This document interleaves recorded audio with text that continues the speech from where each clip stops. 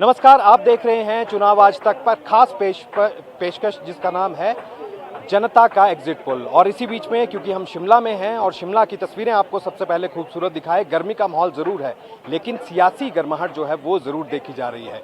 दोनों ही बड़े दल यानी कि भाजपा और कांग्रेस, इन दो दलों के बीच में ही यहाँ पर लड़ाई है और ऐसे में आखिरी चरण यानी 1 तारीख को चुनाव जो है वो यहाँ पर होना है, मतदान यहाँ पर होना है। ऐसे में क्या है लोगों की सोच, क्या लोग यहाँ के मानते हैं, किस तरह की सरकार होनी चाहिए, किस तरह का नेता होना चाहिए जो सत्ता में आए और उसके बाद इनके जो समस्याएं हैं या फिर जो पहाड़ की समस्याएं हैं खास तौर पर वो यहाँ पर दूर हो सके। हिमाचल प्रदेश में कांग्रेस की सरकार है, करीब 16 महीने इस सरकार को बने हुए हो चुके हैं। इसी बीच अब मोदी सरकार की भी यहाँ पर बारी है और जिस तरह से चुनाव प्रचार लगातार हो रहे हैं, केंद्रीय नेता जो है वो यहाँ पर पहुंच रहे हैं, बड़े नेता, राष्ट्रीय स्तर के नेता जो है दोनों ही दलों के यहाँ पर पहुंच रहे हैं। तो कई सीटों पर कांटे की टक्कर जो है वो यहाँ पर देखी जा रही है। 4 लोकसभा की सीटें हैं और चारों ही सीटों पर जो है जबरदस्त टक्कर यहाँ पर देखी जा रही है। बहुत से ऐसे लोग हैं यहाँ पर, इनसे बात करने की जो है वो यहाँ पर कोशिश करेंगे। सबसे पहले अपना नाम बताइए। सुभाष वर्मा। किस तरह से इस चुनावी प्रकरण को आज के दौर में आप देखते हैं, किस तरह की सरकार होनी चाहिए, जनता आखिर क्या मूड है जनता? सबसे पहले मैं आपके चैनल से सबको बताना चाहूँगा कि वोट अवश्य पोल करें, वोट को मिस ना करें, 100% मतदान होना चाहिए। और जहां आज के परिवेश में अगर देखा जाए, हिमाचल प्रदेश की बात करूं, विशेषकर हम शिमला राजधानी में खड़े हैं, तो यहाँ पर हम ऐसे सांसद को चाहते हैं कि वो संसद में जाके सवाल ही ना पूछे, लेकिन उसके बाद यहाँ के कोई ऐसे अहम प्रोजेक्ट लेके जाए जिससे प्रदेश का उत्थान हो, चाहे वो टूरिज्म क्षेत्र में हो, पहाड़ी क्षेत्र, सड़कों की बात हो, दूसरी जो सेंट्रल गवर्नमेंट से एडिड हो, उस प्रोजेक्ट को वहाँ से अप्रूवल दिलाए और ताकि प्रदेश आगे जाए, बेरोजगारी की समस्या दूर हो, स्वरोजगार के अवसर प्रदान करवाए। ऐसी जो बातें हैं कम से कम उसके जहन में होनी चाहिए। ऐसा सांसद चुनने की लोगों की कोशिश रहेगी। अच्छा, यहाँ से क्योंकि रिपीट सांसद भी किए गए हैं, जिस तरह से सुरेश कश्यप है शिमला सीट से, उनको रिपीट किया गया, एक बार फिर से भारतीय जनता पार्टी ने उनके ऊपर भरोसा जताया। अनुराग ठाकुर एक बड़ा चेहरा है हिमाचल से जो कि प्रतिनिधित्व करते हैं केंद्र में और केंद्र में इस समय मंत्री भी हैं। तो किस तरह से लोग जो है वो इनके कार्यकाल को देख रहे हैं और किस तरह से लोग ये समझते हैं कि क्या इनको मौका दिया जाना चाहिए या फिर कोई नया चेहरा जो है वो लोग चाहते हैं? क्या काम जो है वो पिछले 5 या 10 साल के अंदर जो है वो यहाँ पर हुआ है? नहीं, जिन्होंने अच्छा काम किया, स्वाभाविक अगर अनुराग का कंपैरिजन किया जाए, चाहे एम से लेके और आपके रेलवे लाइन में भी उधर को उस जोन में उनके कॉन्स्टिट्यूंसी में बढ़ोतरी हुई है, तो इसके अलावा अन्य भी कई प्रोजेक्ट अनुराग ठाकुर लाए हैं। सुरेश कश्यप के कुछ कार्य तो हैं लेकिन अंडर एग्जीक्यूशन है, शायद वो आने वाले समय में सामने आएंगे। तो ये तो बड़ा मुश्किल होता है कि 3 डिस्ट्रिक्ट है, एक ही से यहाँ का सांसद है कि मैन टू मैन यहाँ कॉन्टेक्ट करना तो मुश्किल होता है, लेकिन काम तो उन्होंने भी ठीक किया है। चलिए आगे बात करते हैं। आप अपना नाम बताइए सर। परमानंद भारद्वाज। अच्छा, आप भी रिटायर्ड हैं? आप भी? हाँ, एचपी यूनिवर्सिटी से। अच्छा, एचपी यूनिवर्सिटी। हाँ। अच्छा, क्या देख रहे हैं हिमाचल में जनता का मूड क्या है, किस तरह का नेता होना चाहिए, सरकार कैसी बननी चाहिए? देखो जी, आज हमें 75 साल देखते हो गए, ये जो सरकारें आई हैं उसमें जो डेवलपमेंट वर्क है उसमें बहुत कमी है। और जितने भी प्रोजेक्ट, जैसे एम्प्लॉयमेंट का प्रोजेक्ट है, वो तो 45% जो बच्चे हमारे हैं उनको ज़रूर जॉब की कोई ना कोई रिक्वायरमेंट, सेल्फ एम्प्लॉयमेंट दीजिए या जॉब दीजिए। ऐसे यहाँ हमारा पहाड़ी प्रदेश है, इसमें कोई इनकम का इतना ज़्यादा सोर्स नहीं है और हमें सेंटर से ही सब कुछ एड लेनी पड़ती है। आज दिन का हमें इतिहास पता है कि जब हमारे वीरभद्र सिंह जी भी चीफ मिनिस्टर होते थे तो सेंटर से कम ही बजट यहाँ के लिए अलॉट होता था और उसी में गुजारा करते थे, कभी मना नहीं करते थे पैसा नहीं है। अब भी बजट तो अलॉट हो रहा है पर ये सब मना करते कि पैसा नहीं है। तो पैसे का अरेंजमेंट तो जो चीफ मिनिस्टर होगा स्टेट का उसी को करना पड़ेगा, चाहे लोग उनसे ले, और उन सब की रिक्वायरमेंट को फुलफिल करने के लिए उनको जो नेसेसिटी है उसको पूरा भी करना ही पड़ेगा। पर मेरा तो आपसे एक और अनुरोध है इसमें कि अब जो 24 और 29 तक की जो भी सरकार आए, क्यों मतलब पॉलिसी तो इन्होंने सब ने अपना मैनिफेस्टो भी निकाल दिया, सब ने अपने अपने प्रोजेक्ट भी दे दिए, पर हमें तो सबसे पहले चाहिए कि ये जो जितनी भी कंस्टिट्यूएंसी है इसका डिलिमिटेशन होनी चाहिए और 850 से ऊपर सीटें होनी चाहिए और असेंबली में भी सीटों का रीऑर्गेनाइजेशन होना चाहिए, जिसमें कि इनकम्बेंसी का भी कोई आदमी ना, और वही आदमी बार बार ना आए उन कंस्टिट्यूंसियों से। जब नया आदमी कंस्टिट्यूंसी में आएगा तो अच्छे काम भी करेगा, लोगों की भलाई भी करेगा और प्रदेश का भलाई भी होगा और देश की भलाई भी होगी। इसलिए हमें तो यही कहना है, आज हम 75 सालों से जो अंग्रेज हमारे को रेलवे लाइन यहाँ दे गई, उससे आगे 1 इंच रेलवे लाइन नहीं बढ़ी है, तो क्या हमारा प्रदेश नहीं है? प्रदेश के लिए तो हित हमारा सबसे ऊंचा होना चाहिए और जो भी एमपी हमारा है वो सबसे अच्छा काम करे और लोगों की जेन्युइन डिमांड के लिए वहाँ आगे बोले। सब चलिए, बहुत शुक्रिया। और ये देखिए, सबसे पहले तस्वीरें, इस तरफ की तस्वीरें आपको दिखाएं। ये मशहूर स्कैंडल पॉइंट है और ये कहा जाता है कि प्रदेश की राजनीति, देश की राजनीति यहीं डिस्कस होती है, यहीं जो है वो सारी डिस्कशंस होती हैं, चाहे क्या बड़े, क्या बुजुर्ग, क्या बच्चे और क्या जवान, ये सभी लोग जो है यहीं डिस्कस करते हैं और उसके बाद रोजाना सरकार बनती है और रोजाना सरकार गिरती भी है। लेकिन इसी बीच लोगों की और क्या राय है यहाँ पर, वो जानने की भी कोशिश जो है वो हमारी है। अपना नाम बताइए। मनु अग्रवाल। मनु जी, क्या देख रहे हैं, किस तरह की सरकार होनी चाहिए, क्या मुद्दे हैं इस बार, और क्या अब, क्योंकि बहुत कम समय जो है वो यहाँ पर वोटिंग के लिए बचा है, क्या आप लेकर जो है वो दिमाग में विचार चल रहे हैं, किस तरह की सरकार होनी चाहिए? हिमाचल में क्या मूड है जनता? देखो, मैं सोच रहा हूँ कि जो इलेक्शन है, हिमाचल के इलेक्शन नहीं हो रहे, ये देश के इलेक्शंस हो रहे हैं। तो हमारे मुद्दे ये है कि जो हमारे देश को आगे बढ़ा के जाए, पॉजिटिव एनर्जी के साथ लेके चले, हम सब युवा उनके साथ हैं। मतलब हमारे देश का नाम रोशन होना चाहिए, पॉलिटिक्स से उठ के ऊपर के। जो एमपी के इलेक्शंस है, ये स्टेट के इलेक्शंस नहीं। स्टेट पॉलिटिक्स डिफरेंट होती है, नेशनल पॉलिटिक्स डिफरेंट होती है। हमको अपना देश को रोशन करना है कि तो पूरी दुनिया में हमारे देश का नाम रोशन हो। हमारे एमपी ऐसे काम करे, ऐसे सेट करे कि आज हम अपने देश को कह सके गर्व, वी आर इंडियन, हम अपने देश के, इंडिया के भारतवासी है। अच्छा, हिमाचल में हम देख रहे हैं कांग्रेस और बीजेपी के बीच में ही मुकाबला जो अक्सर देखा जाता है। इस बार भी मुकाबला जो है वो कांटे की टक्कर का कहा जा रहा है। क्या लग रहा है जनता को, कितनी सीटें जो है वो कांग्रेस या कितनी सीटें भाजपा जो है वो यहाँ पर ले सकती है? देखो, जो हमारे को लग रहा है कि जैसे भाजपा को 10 साल हुए अभी सेंटर में काम करते हैं और वो अच्छा काम कर रहे हैं इन कंपैरिजन टू प्रीवियस सरकार से, तो एक मौका उनको और मिलना चाहिए। उसके बाद अगर वो नहीं काम करते तो चेंज होना चाहिए, लेकिन इस बार भाजपा को एक मौका और देना चाहिए, ताकि उनको जो कह रहे हैं कि हमारे अधूरे काम रह गए हैं, जैसे कुछ उन्होंने बड़े अच्छे काम किए हैं, सब आप जानते ही है, उसमें कोई डिस्कस करेंगे, क्योंकि आप बच्चों को जानते हैं कि जो नेशनल लेवल पे काम हुए, तो एक मौका हमारे हिसाब से मिलना चाहिए, ताकि वो जो बचे काम जैसे कि वो बोलते हैं वो उनको पूरा कर सके और हमारा देश एक सोने की चिड़िया दोबारा से बनने की कोशिश करे। जैसे कि बोल रहे कि मोदी जी बोल रहे कि हमारा आने वाले समय में हमने 20 साल बाद हमें उसको डेवलप देश बनना है, तो हमको उनको चांस देना चाहिए हमारे साथ। हमसे बात करने के लिए तो जनता की राय जो है मिली जुली सी राय जो है वो यहाँ पर देखने के लिए मिल रही है। कुछ और लोग भी इनसे बात करने की कोशिश करते हैं। अपना नाम बताइए सर। अनिल कुमार जायसवाल। क्या इस बार जनाधार किस तरफ को जा रहा है, क्या कहती है जनता, मूड क्या है जनता का, इस बार क्या होने वाला है लोकसभा के चुनाव में? देखो, जो इस समय इलेक्शन है वो है लोकसभा के और राष्ट्र के इलेक्शन है, तो राष्ट्र की सुरक्षा और राष्ट्र का विकास, राष्ट्र की खुशहाली के लिए अब की बार 400 पार, अब की बार मोदी सरकार। पिछले 10 साल में जो मोदी सरकार ने कार्य किए हैं वो पिछले 70 साल में नहीं हुए, ये हम सभी को सामने नज़र आ रहा है।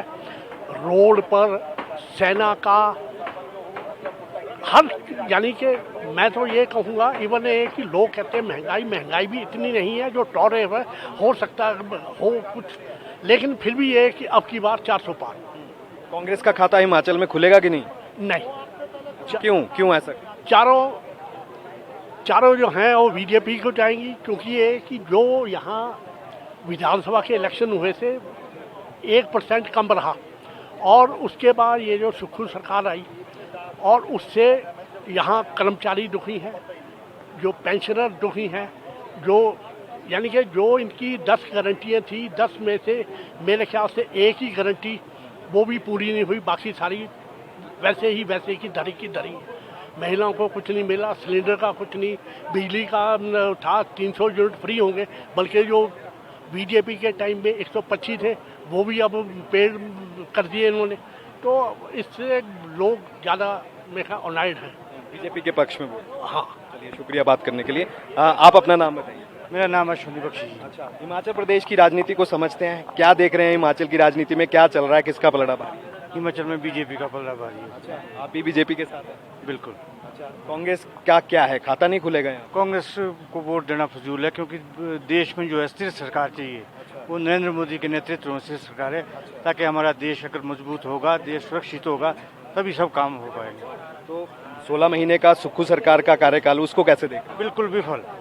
जो वायदे किए थे वो सब झूठे निकले, चाहे वो कर्मचारी संबंधी थे, चाहे वो किसान संबंधी थे, सब फ्रॉड। कोई काम धरातल पर नहीं उतरा। चलिए, बहुत शुक्रिया हमसे बात करने के लिए। कुछ यहाँ पर युवा भी हैं, इनसे भी बात करते हैं। हाँ भाई, कि आप बताइए, अपना नाम बताइए सर। सर मेरा नाम मनोज है। अच्छा, क्या हिमाचल की जनता आज क्या देख रही है, क्या मुद्दे हैं? युवाओं से जुड़े भी कई ऐसे मुद्दे हैं जो युवा जिसको देखकर जो है वो यहाँ पर वोट करेगा। क्या मुद्दे हैं? अगर हिमाचल की बात की जाए या भारत की, जो देश का जो युवा है या हिमाचल का युवा, वो रोज़गार चाहता है। आज के तारीख में रोज़गार आई थिंक उतना नहीं है, तो लोग इस पे ज़्यादा, यूथ तो शायद रोज़गार पे ज़्यादा जोर देगा जी।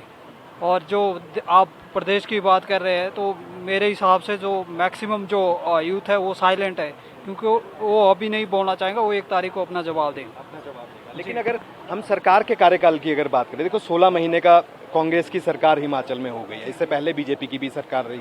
क्या कंपैरिजन हम देख रहे हैं? आखिरकार लोग जो है वो मुद्दे क्या लेकर इस बार जा रहे हैं, और क्या लगता है कि पलड़ा किस पार्टी का भारी है? 2 ही दल हैं यहाँ पर। जी जी, नहीं, जो आप सरकार की बात करें तो सरकार का तो अभी तक उतना फुल फेजर नहीं हुआ है, क्योंकि अभी 16 महीने का उनका समय हुआ है। तो वो तो तब पता चलेंगे जब उनकी जो परफॉर्मेंस होगी, 5 साल पूरी होंगी, कि उनका क्या परफॉर्मेंस रही है। और जो आप बात कर रहे हैं जो युवाओं की, युवा जो है वो आज के तारीख में रोज़गार चाहता है, उसे कुछ नहीं लेना और चीज़ों से कि क्या हो रहा है क्या नहीं।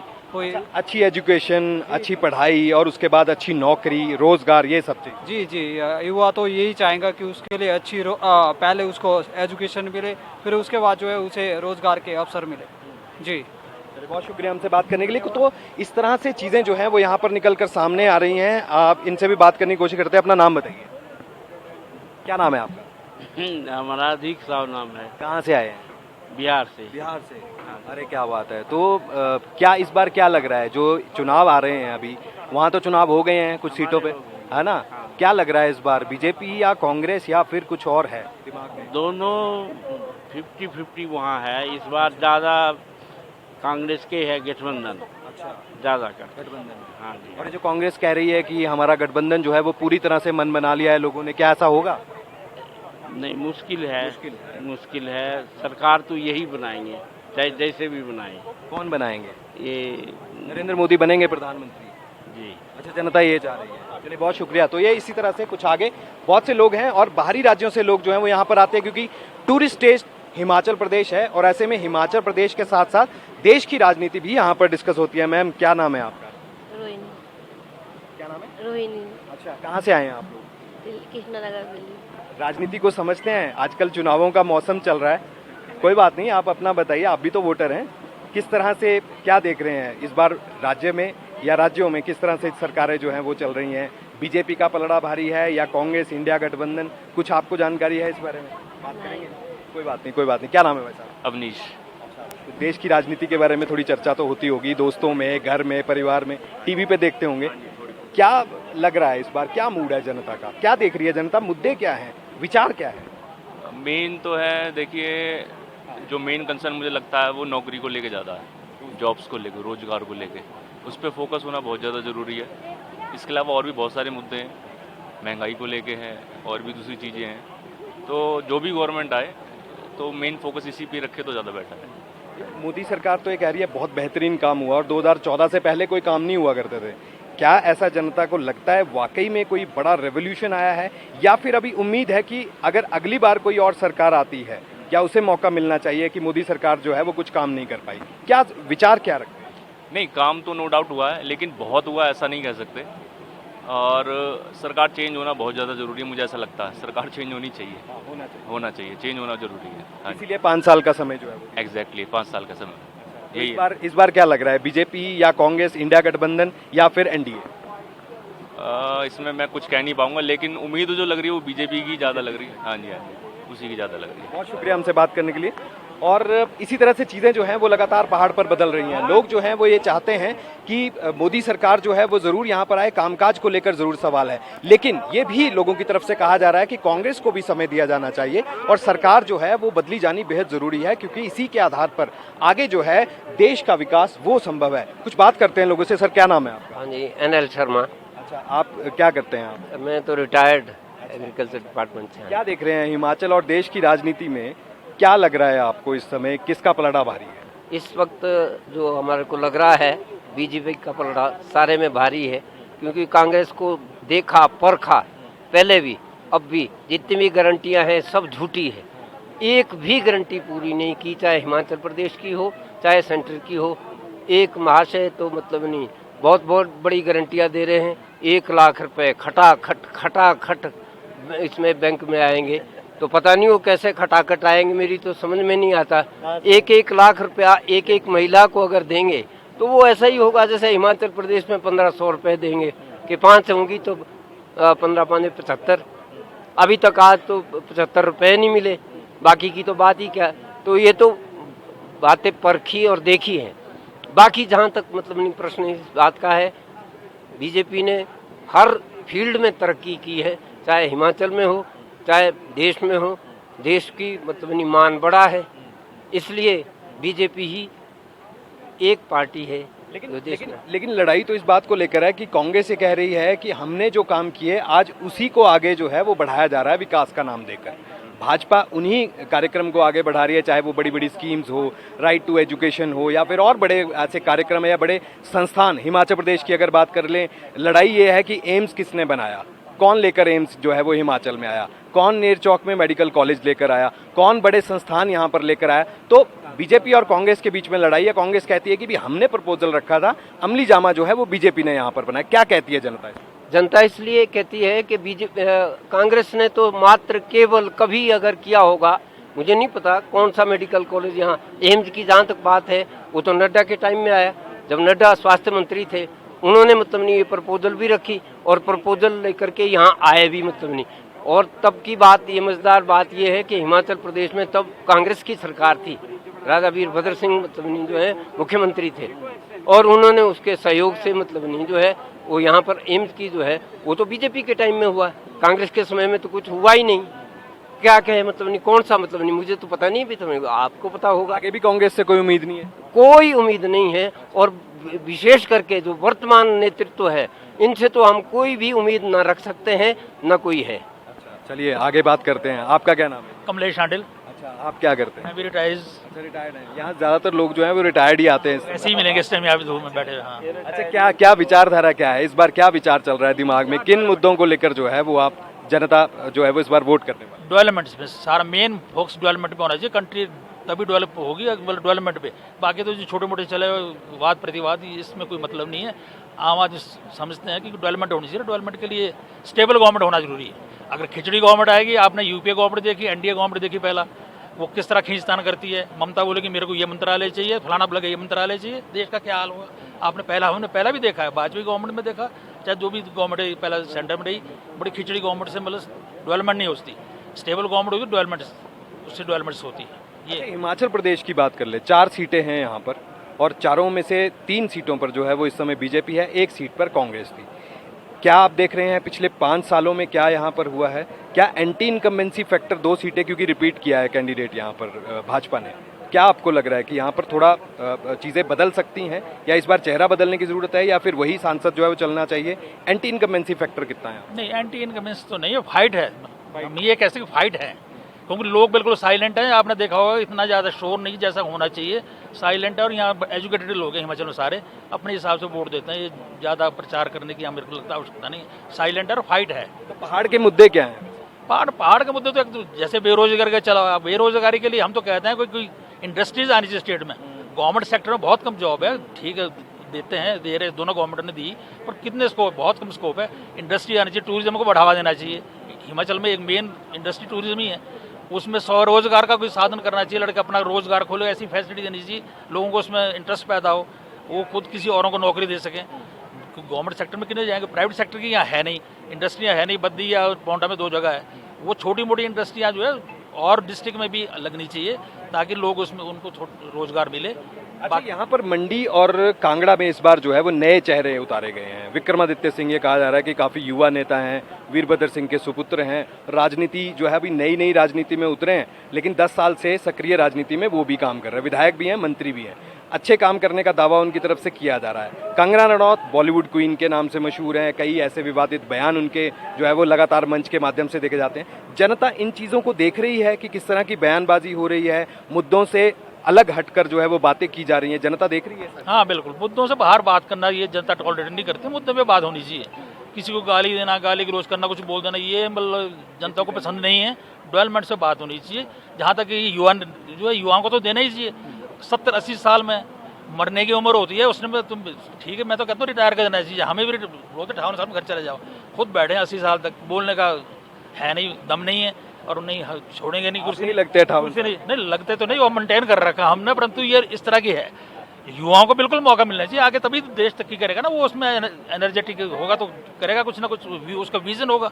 अब 70-80 साल का आदमी का क्या विजन होगा, क्या सोचेगा कि देश के लिए क्या करेगा?